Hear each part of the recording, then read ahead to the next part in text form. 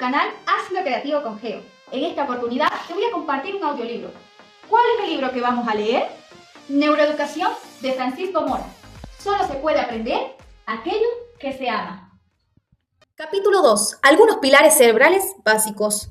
El cerebro humano es un órgano muy especial, no solo por lo que implica su funcionamiento, lo que quiere decir estar encargado de expresar la conducta, el lenguaje, el pensamiento y los sentimientos, sino como órgano mismo en su contexto biológico. El proceso de la evolución biológica ha esculpido un cerebro muy diferente al que se puede encontrar en cualquier otro ser vivo, incluidos nuestros más cercanos antecesores vivos, los chimpancés.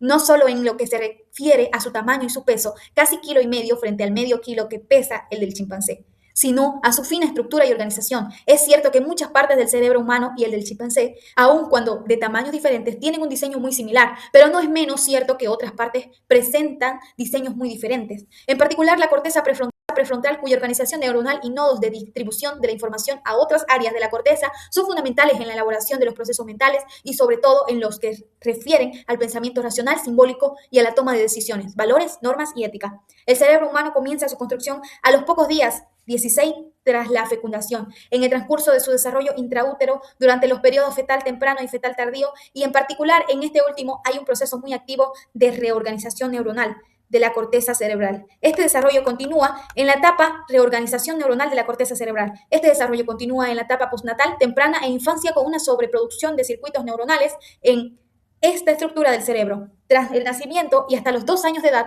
hay enriquecimiento del árbol dendrítico y el número de sinapsis aumenta. En esta etapa la entrada de información sensorial es muy importante para el progreso postnatal del desarrollo de la organización sináptica. Ello ha sido estudiado particularmente en la corteza visual. Este papel de la información sensorial en el desarrollo y maduración de la sinapsis es esencial para entender los efectos generales de una gran cantidad de factores ambientales en el progreso postnatal de la organización de la corteza cerebral. La formación de sinapsis a lo largo del desarrollo varía apreciablemente entre las diversas regiones del cerebro humano. Sabemos que el número de espinas dendríticas aumenta y alcanza su pico máximo entre las 34 y 36 semanas de la gestación para descender rápidamente tras el nacimiento. Después del nacimiento, a partir de los 2-4 meses y de modo general en la corteza cerebral, hay una sinaptogénesis progresiva y rápida. Esta sinaptogénesis varía según el área cortical de que se trata. Por ejemplo, en la corteza visual, el pico máximo se alcanza a los 8 meses.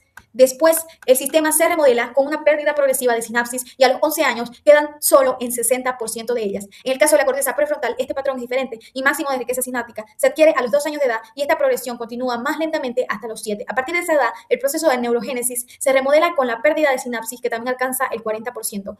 Pero a lo largo de los años y de forma muy gradual, por su parte, el sistema límbico, el sistema emocional, termina su maduración sináptica entre los 4 y los 7 años, dependiendo de las estructuras de qué se trate. El hipocampo, por ejemplo, estructura fundamental para los procesos de la memoria, adquiere ya una arquitectura neuronal que es casi idéntica a la del adulto a la edad de 4 años. De modo general, el patrón de desarrollo y pérdida de sinapsis en las áreas sensoriales, el sistema límbico, es mucho más temprano que en las áreas corticales de asociación y desde luego mucho más que la corteza prefrontal. Tras el nacimiento, el cerebro es un continuum de actividad que aún bajo el gobierno de un poderoso programa genético es férreamente dependiente de su relación con el mundo sensorial y emocional que les rodea. Es un juego, esta vez más específico, el que se establece entre los genes que aporta el individuo y el medio ambiente en el que vive, y que en buena medida hacen del ser humano ese ser diferente a todos los demás que hay en el mundo. Por el cerebro, en su construcción, no es un proceso continuo homogéneo y sincrónico, consigo mismo y con el tiempo. Ya lo acabamos de ver a propósito de la sinapsis.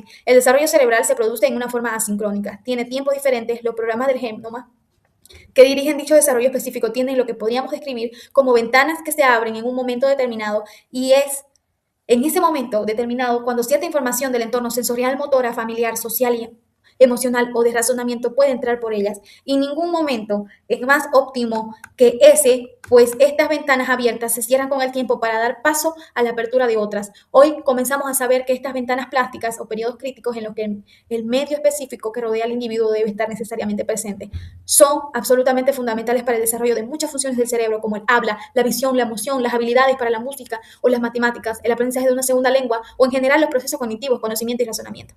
Incluso empezamos a conocer que existen periodos críticos diferentes para la formación, los subsistemas o componentes de esas funciones plásticas que acabamos de mencionar. Permítanme un símil que ha relatado alguna vez en otra parte y que ayudará a entender fácilmente lo que trato de decir.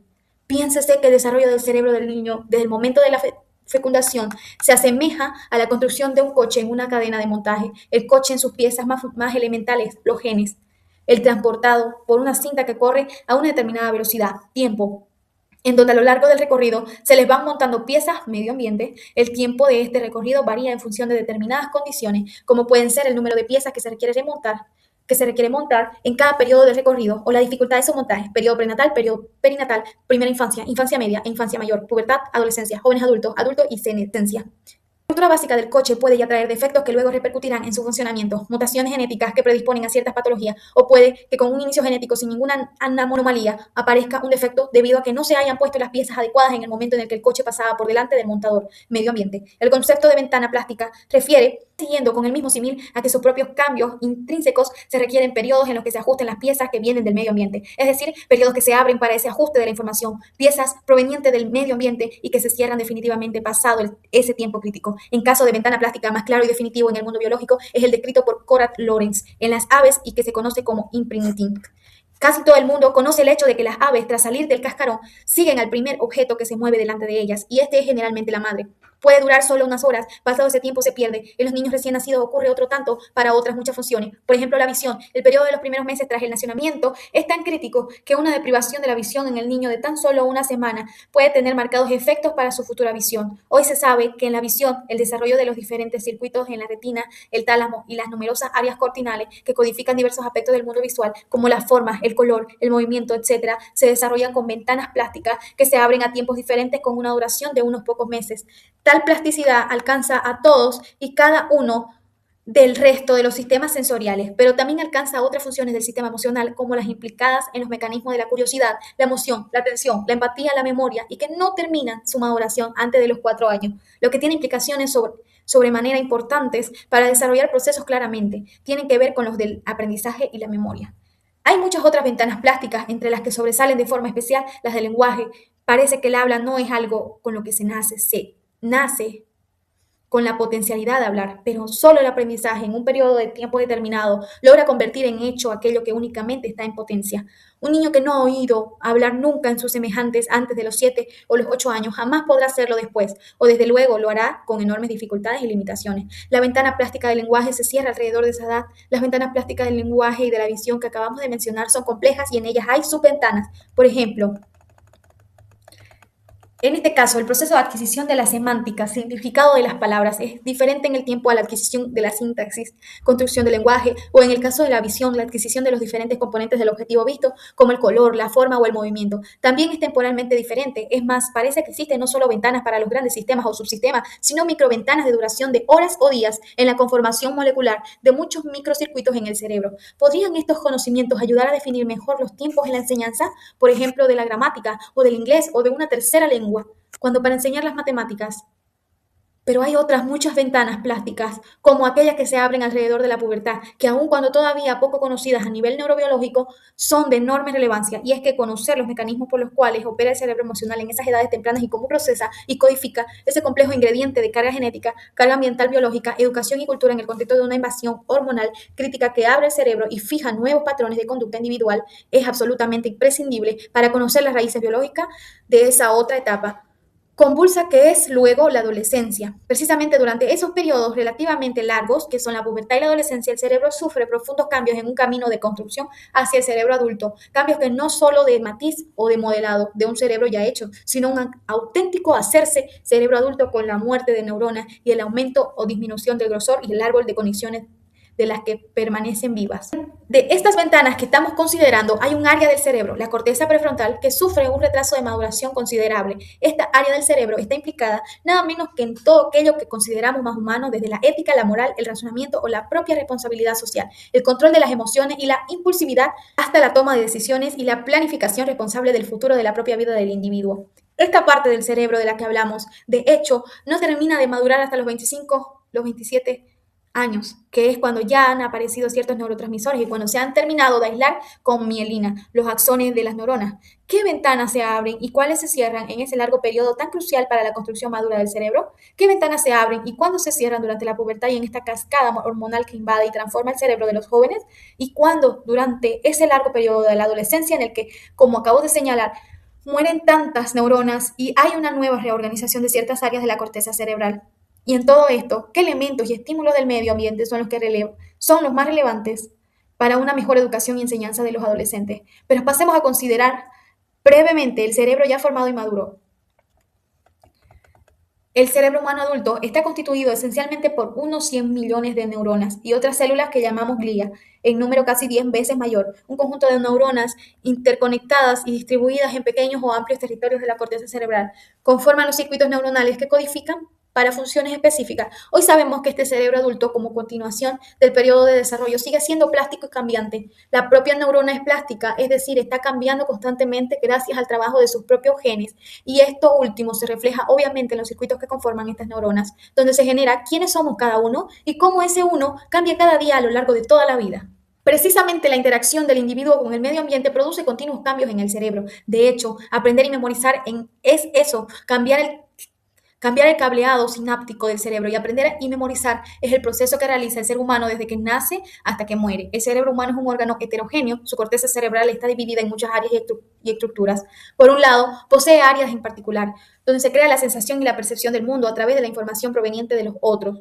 Las áreas en donde se elaboran los programas motores con los que se ejecuta la conducta, pero también posee esos largos territorios prefronto-pariento-temporales, las áreas de asociación donde se elaboran los procesos mentales, el pensamiento abstracto y simbólico y los sentimientos. La neurociencia ya aporta abundantes conocimientos acerca de los códigos neuronales que elaboran los procesos mentales, y se sabe que están cifrados en códigos de tiempo abiertos y no anatómicos y fijos en el espacio.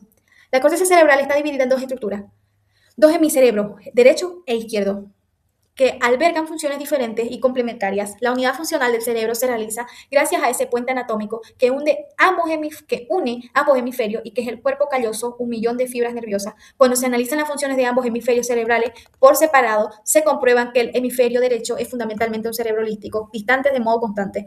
Es generador de ritmos, música, imágenes, dibujos. Es el hemisferio creador, funciona bajo el foco de una atención dispersa y en parte inconsciente.